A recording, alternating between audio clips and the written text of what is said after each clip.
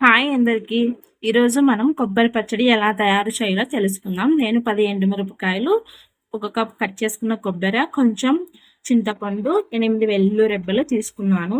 ముందుగా స్టవ్ వెలిగించుకొని ప్యాన్ పెట్టుకొని ఆయిల్ వేసుకోవాలి. ఆయిల్ వేడెక్కిన తర్వాత ఎండుమిరపకాయలు వేసుకొని వేయించుకోవాలి. తర్వాత కట్ చేసుకున్న కొబ్బరి వేసుకొని 1 నిమిషం పాటు దూరగా వేయించుకోవాలి.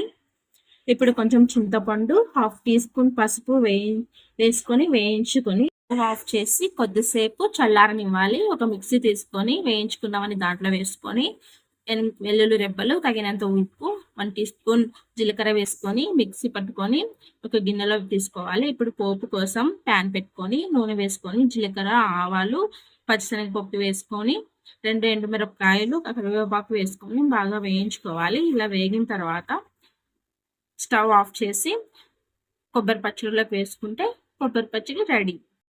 ఇలాంటి రెసిపీస్ కోసం మన ఛానల్ని సబ్స్క్రైబ్ చేయండి, లైక్ చేయండి, షేర్ చేయండి. Thank you.